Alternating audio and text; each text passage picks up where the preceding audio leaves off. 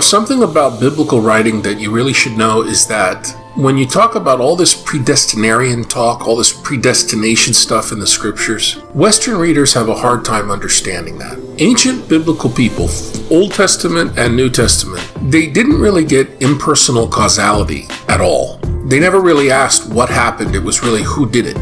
To anything, to any effect, there had to be a personal cause. And if you can't find a human cause,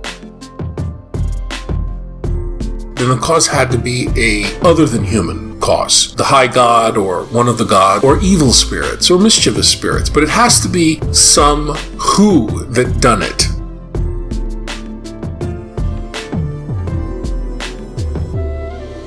That helps us to understand predestination stuff in the scriptures. Someone did that.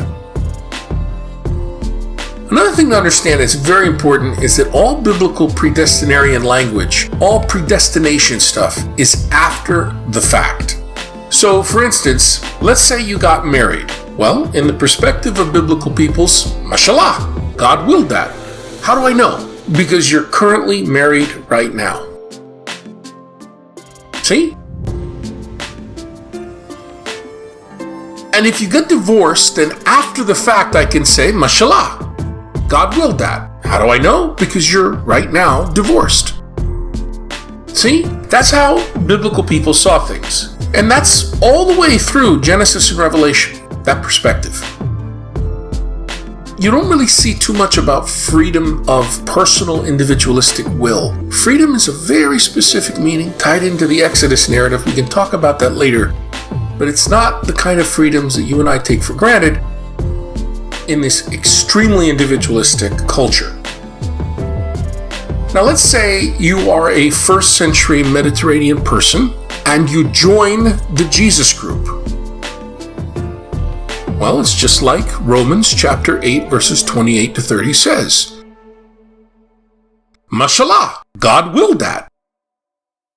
How do I know? How does Paul know? Because you're right now currently part of the Jesus group. Therefore, you must have been eternally predestined to belong to it. See?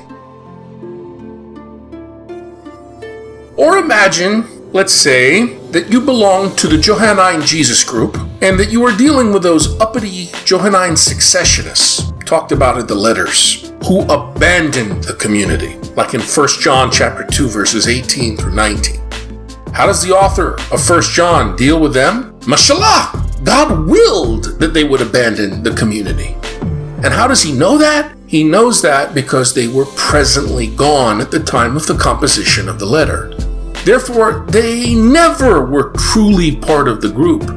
Those sons of bitches must have been eternally predestined to show their true colors.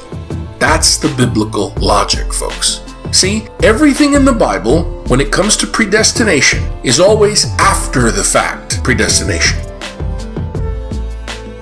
That includes Judas and his suicide. Well, if he actually did commit suicide, we don't really know that. The Gospels disagree about Judas on a lot of issues, like his final fate.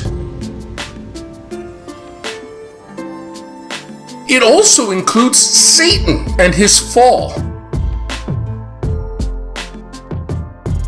Predestination in the Bible is never beforehand, but always after the fact.